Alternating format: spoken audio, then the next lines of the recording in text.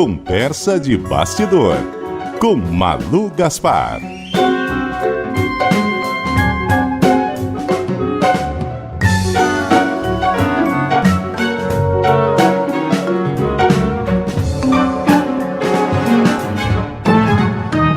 Bom dia para você, Malu Gaspar. Bom dia, Milton. Bom dia, Cássia. Bom dia para os nossos ouvintes. Bom dia, Malu. Temos os dados do estado de Minas Gerais, apresentados agora pela Genial Quest, mostrando o senador Cleitinho liderando a corrida.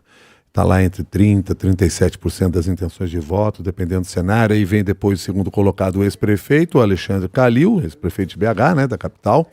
E o senador Rodrigo Pacheco aparece mais embaixo, entre 8% e 12%. Esse é mais ou menos o quadro aí dos primeiros nomes que aparecem com destaque ali. Algum dado que você chama a atenção para nós, que considera importante aí dos números que foram divulgados agora? Milton, para mim o que chama mais atenção, que eu acho que a gente deveria considerar antes de mais nada, é o fato de que 60% das pessoas dizem que essa escolha ainda não é definitiva, né? 60% para o governo, 62% para o Senado. Minas Gerais é um dos estados onde a situação, o cenário eleitoral está mais indefinido, a gente não tem muita certeza, nem, por exemplo, de que o Cleitinho, que é o senador, vá ser candidato ao governador. Ele diz que vai, mas tem muita gente que ainda aposta que até o final ele pode desistir numa espécie de composição aí com o PL, né? Vamos lembrar que o Cleitinho é bolsonarista, mas é do Republicanos, e o próprio Flávio Bolsonaro tem tentado fazer emplacar aí a candidatura do presidente da FIENG, que é o Flávio Roscoe. Do outro lado, você tem o Alexandre Calil, que foi prefeito de Belo Horizonte, que teve um desempenho muito ruim em 2026, o próprio presidente Lula, nos bastidores, classificou a candidatura dele para o governo como o desempenho da candidatura dele para o governo como vexatório. Ele não foi bem e está tentando novamente, sendo que o próprio Lula está tentando com o Pacheco, não está fazendo esforço para apoiar, diz que não tem conversado com o Calil, não tem dito que vai apoiar o Calil, e tudo isso a gente sabe que faz muita diferença, né? O apoio do Bolsonaro e do Lula num cenário como esse faz diferença. Embora a gente veja que as pessoas estão respondendo aqui para a Quest, 28% acham que é importante o governador ser aliado do Bolsonaro, né, o candidato em que elas vão votar, e 30% dizem que é importante ser aliado do Lula, mas 37% diz que prefere um candidato independente. Então, é importante, faz diferença, e conforme a eleição, o processo eleitoral for avançando, que a polarização for tomando conta, né, do debate, como tem sido, isso vai ficar mais claro, até porque você tem estrutura, o PL é grande, o PT também, você vai ter toda uma máquina rodando, né, uma máquina de campanha, mas ainda assim, então esses eleitores que estão dizendo que preferem um independente vão acabar fazendo associações na chapa, né? Então, o que me parece, Milton, é que a coisa está muito, muito indefinida. O próprio Pacheco não disse se vai ser candidato ou não, né? O Rodrigo Pacheco, senador, que o presidente Lula quer que seja.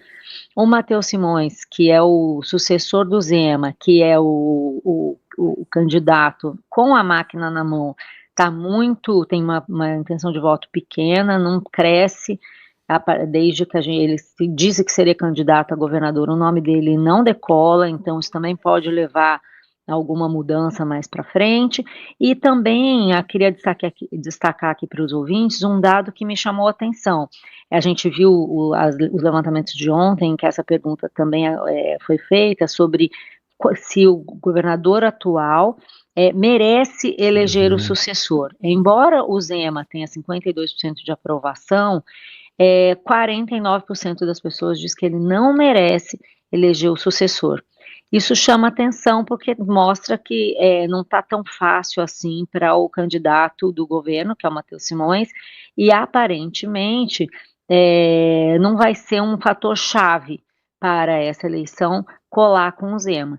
E aí tem um fator aqui, um outro dado aqui que me chamou a atenção, que mostra que a aprovação do Zema, ela vem caindo no último ano. Claro, ele deixou o governo, imagino que seja normal você ter um pouco mais de queda de aprovação entre o público em geral, porque você não está mais todo dia, né, na mídia, anunciando feitos do governo e tal. mas de agosto de 2025 para abril de 2026, por exemplo, entre os bolsonaristas, a taxa de aprovação dele caiu de 68% para 61%, e no geral caiu de 62%, subiu aqui, de 62 para... Esse aí você está falando sobre aprovação? Aprovação, olha, era 62, o aprovado está em 52. Isso. Nós estamos pegando isso lá atrás, tá? Lá em abril de 2024. Isso. Aí era de 62 para 52, e quando você vai ver os bolsonaristas, caiu de 68 para 61, especialmente agora mais recentemente. Então eu também tenho a impressão de que o nome Zema entrou nessa pesquisa já com algum recall desse movimento recente que ele tem feito em relação ao STF, também de se destacar como candidato a presidente, incomodando o bolsonarismo, né? Uma coisa que o eleitor bolsonarista fiel olha e fala, poxa, ele está aí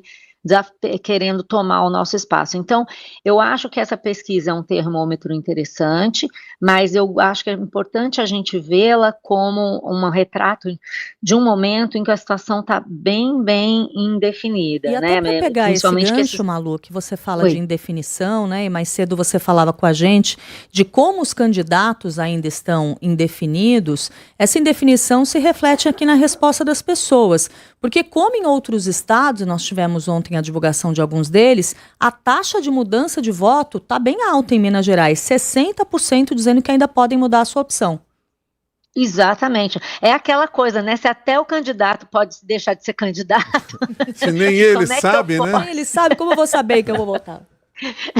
Eu tenho essa impressão, Cássia, porque assim, a gente no nosso trabalho costuma ligar para os candidatos, para os pré-candidatos, para saber como é que tá, tanto em Minas quanto no Paraná, assuntar, né, como a gente chama, como é que tá, como é que tá a conversa com o presidente Lula, como é que tá a conversa com os bolsonaristas, como é que vai ficar a definição de chapa, uma questão ou outra, e sempre a resposta é, vamos ver, não sei se é porque o mineiro é assim mesmo, né, gosta de esconder o jogo, mas eu acho que não é não, sabe, eu acho que realmente é um jogo, Minas é um estado muito estratégico, muito sensível para ambas as campanhas, é o que eles chamam de swing state, né, o que acontecer ali define muito o humor do eleitorado nacional, e ninguém quer errar, né, por outro lado, tem uma série de fatores bem específicos ali, né, o Cleitinho, por exemplo, é muito popular, tem a ver também essa votação com o fato de que ele é muito conhecido, diferentemente do Pacheco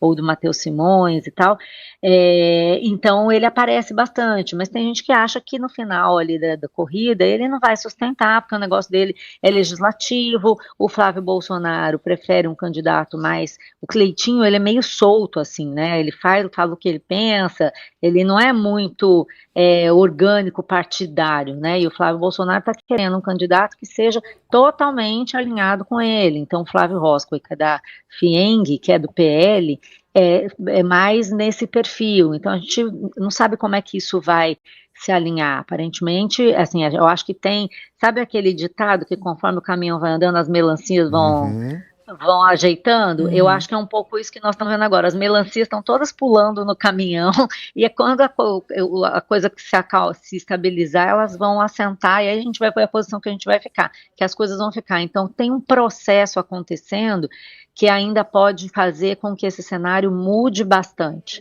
né, e eu acho, por exemplo, que é isso, o Calil é muito conhecido, porque ele já foi prefeito, o Cleitinho é muito conhecido, porque ele é um senador que tem uma grande presença nas redes sociais, ele é muito vocal, então ele também aparece muito, ele tem uma postura que está muito em voga no momento, né, ele é um cara mais antissistema, é um cara que combate, que faz um estilo combativo, então eu acho que é um retrato do momento, mas eu acho que isso, não sei o que o Felipe Nunes diria, mas a minha leitura é que esse cenário ainda vai mudar bastante. Prevejo grandes emoções. Tá certo. Obrigado pela sua análise, Malu. Um bom dia para você. Gente. Tchau.